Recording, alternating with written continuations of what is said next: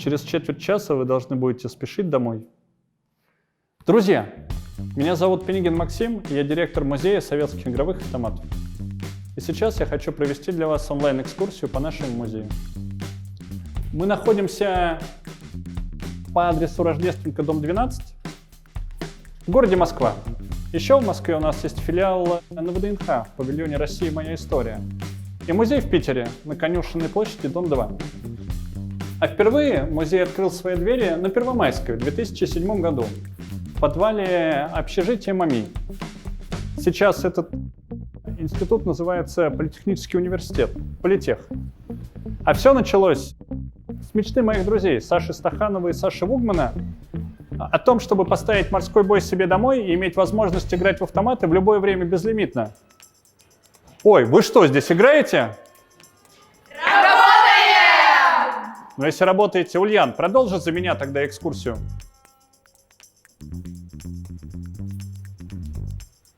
Ну что же, начнем. Одним из самых первых игровых автоматов считается автомат пинбол. Перед нами советский пинбол, называется он спорт, и это обычный флипперный пинбол. Что мы называем флипперами? У нас здесь есть два отбойничка, с помощью которых мы управляем мячом на игровом поле, и также плунжер, своеобразный рычаг, который выталкивает мяч на это самое игровое поле. В основе пинбола лежит другая очень популярная игра, в которую играют и до сих пор, это игра бильярд. И свою первую модификацию до подобия пинбола бильярд потерпел во Франции 18 века.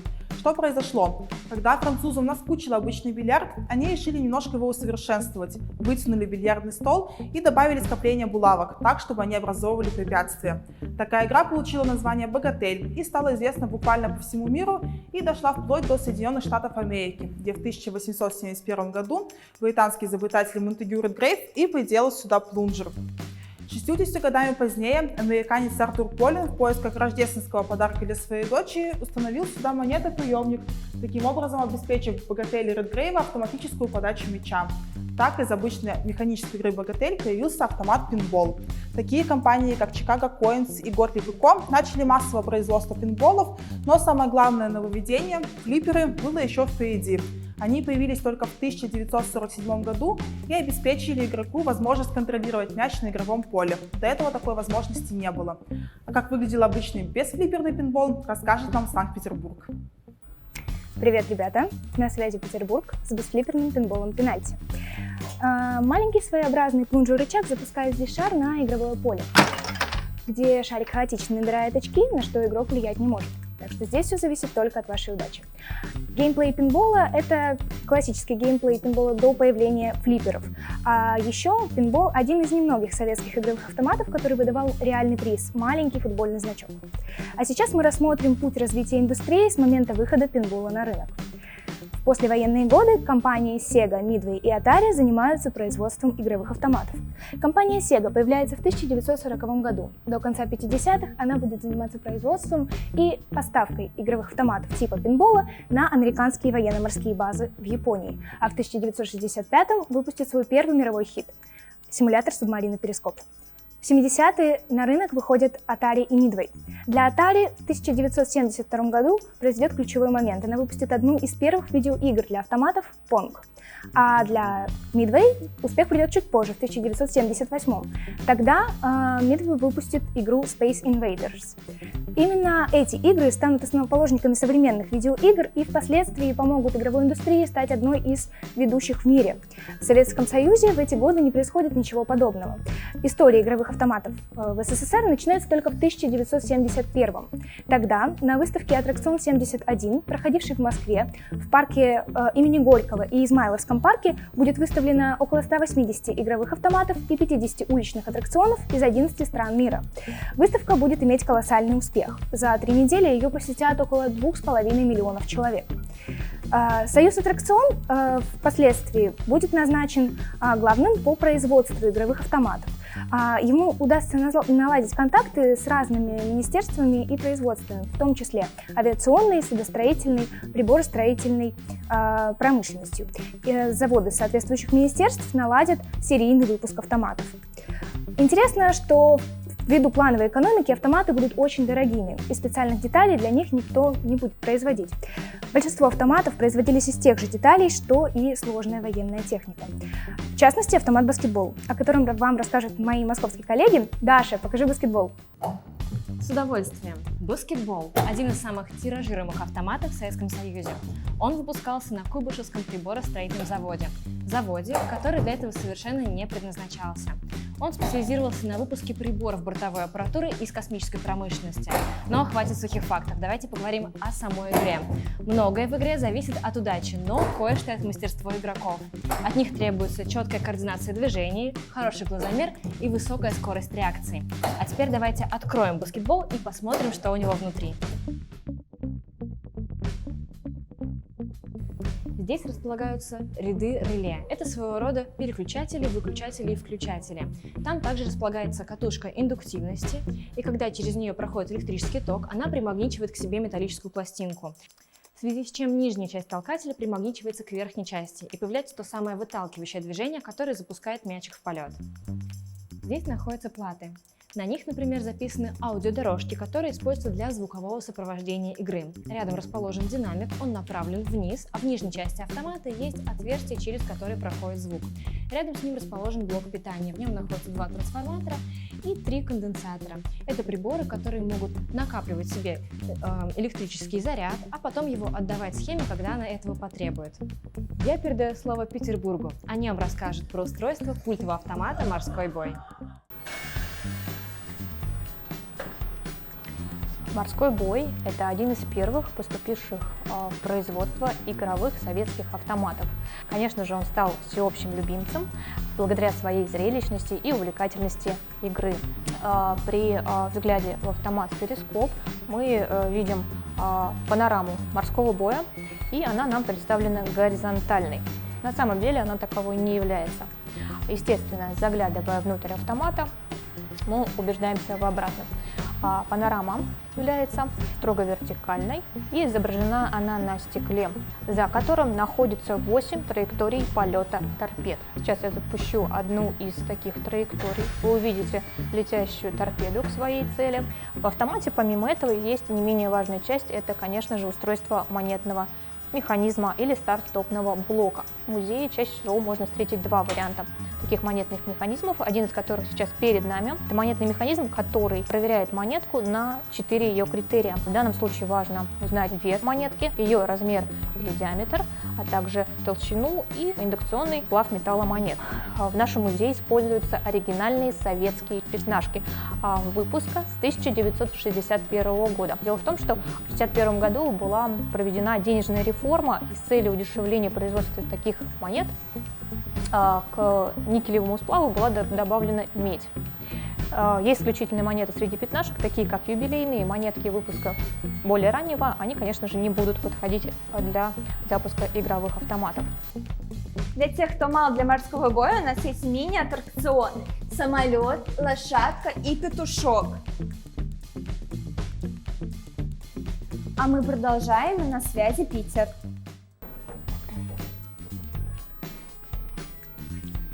Следующий автомат – это автомат «Городки». На телевизионном экране вид на игру представлен сверху, в таком двумерном пиксельном пространстве. Для усложнения процесса игры было предложено в разработке располагать фигуры в движении. Плюс на то, чтобы сбить фигурки, нам дается всего 5 секунд. Сейчас я запущу автомат. И при заставке мы слышим мелодию, которая называется «Калинка-малинка». Видите, что с помощью одной биты мы можем сбить как целиком фигурку или сбить ее частично. Конечно же, хочется вас познакомить с автоматом «Память». В игре «Память» также на телевизионном экране мы видим цельную геометрическую фигуру, которая имеет горизонтальную, вертикальную и диагональную линии. Недостающую часть в игре вам нужно найти на поле из 32 кнопок. В процессе игры в течение 2 минут они будут подсвечиваться в качестве подсказки для вас. Это не единственный автомат как таковой, работающий с памятью. мы познакомимся с вами с очередным, а для этого передадим слово ребятам из Москвы. Викторина – автомат, направленный на проверку знаний в определенной области. Это первый и, к сожалению, единственный автомат подобного плана в Советском Союзе. Он был реализован лишь в одном формате – изучение знаков дорожного движения. Другие темы остались только идеей. Во время игры вам необходимо найти графическое обозначение знака, высвечивающегося на табло, и нажать на кнопку. Подсказки находятся прямо перед глазами, но счет идет на секунды, поэтому игра не такая уж и простая. В особенности, если у вас рядом опытный соперник, ведь играть можно вдвоем. К слову, такие автоматы можно было встретить и в отделениях ГАИ.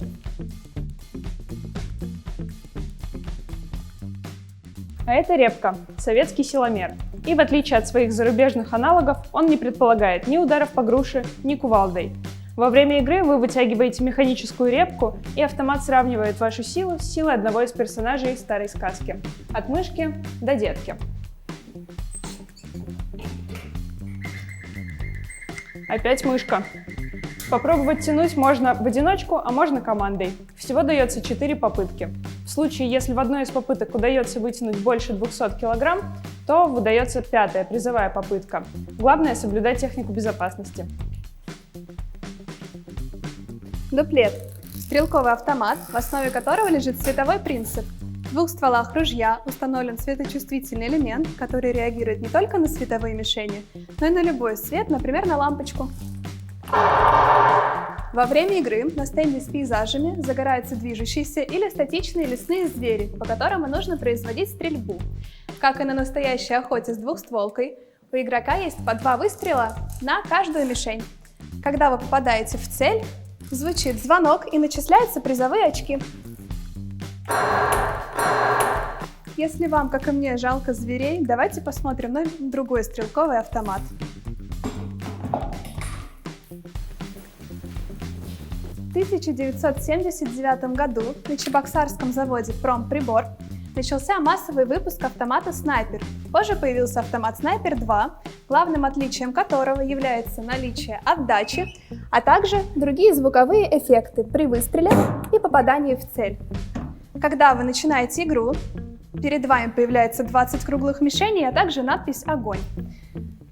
Также игроку дается 20 выстрелов, чтобы поразить все эти мишени и получить призовую игру. А теперь передаю слово нашим питерским друзьям. Перед нами TMC-1 – телевизионный игровой автомат, многокадровый, цветной. Это советский игровой автомат со сменной игровой программой. В Советском Союзе эти автоматы производили в одинаковом корпусе, отличался только цвет, инструкции, а также надписи на панели управления. Структурно автомат состоял из нескольких частей. Это монитор с экраном 16-цветным с разрешением 256 на 256 точек, игровой панели, а также корпуса, внутри которого находилось несколько базовых плат, а также игровая плата, отвечающая за саму игру. В середине 80-х годов для этого автомата было разработано больше 10 аркадных игр, в том числе «Конек-горбунок», «Снежная королева», «Городки», «Бильярд», «СОС», «Кот-рыболов» и другие. Самой популярной игрой можно считать игру «Конек-горбунок». Сюжет этой игры повторяет сюжет из сказки. По приказу царя нам нужно найти жар-птицу, найти горшочек с золотом, а также спасти царевну. А теперь давайте расскажем вам про другие автоматы в нашей коллекции. На связи Москва и торговые автоматы. Петербург, спасибо! Торговые автоматы в СССР появились раньше игровых, в конце 50-х годов 20 века, после поездки Никиты Хрущева в США. Он настолько был впечатлен автоматизацией в торговле, что решил перенять этот опыт. Таким образом, в Советском Союзе появились автоматы по продаже буквально всего.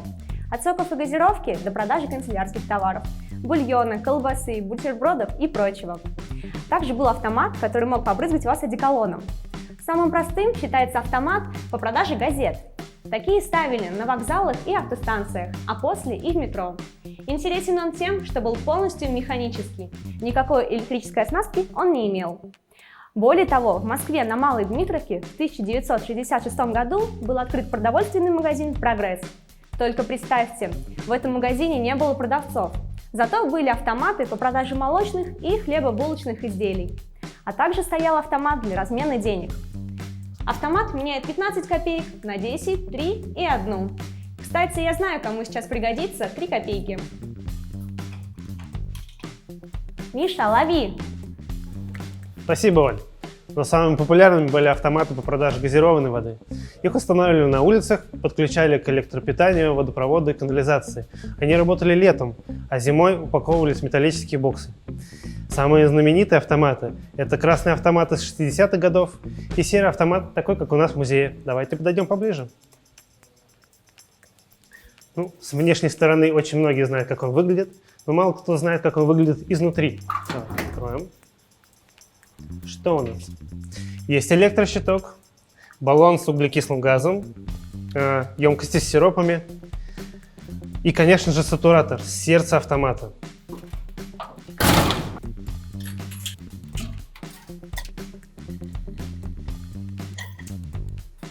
Питер за вас, вещай про квас.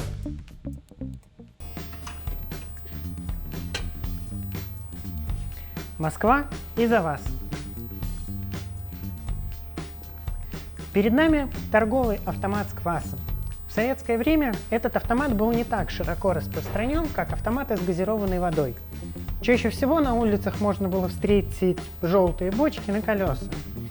Тем не менее, этот автомат можно было встретить на юге страны, например, в Сочи или Анапе, где было много отдыхающих и было просто жарко. Сам квас у нас не аутентичный, он современный, местного производства, а автомат приехал из Казахстана и в СССР не использовался. А это фотобудка, один из самых старых автоматов в коллекции нашего музея. Она была произведена в 1971 году. Также это единственная рабочая фотобудка в Санкт-Петербурге, да и вообще в России их осталось довольно-таки немного. Уникальность этой фотобудки состоит в том, что она использует аналоговую систему фиксации фотографий на бумаге. У вас есть внутри фотобудки фотоаппарат, вспышка и 14 контейнеров с химическими реактивами и водой. Полоска с фотографией опускается поочередно в каждый из 14 контейнеров, и после 5 минут процесса проявки она попадает вам мокрая, черно-белая, с 4 фотографиями. А теперь передадим слово директору Музея советских игровых автоматов в Санкт-Петербурге Игорю Ковалевскому. Конечно, намного круче просто прийти в музей. Здесь все можно трогать, во все можно играть. И давайте вместе надеяться, что мы скоро откроемся, и можно будет прийти и играть во все, что вы видели на экскурсии. До встречи!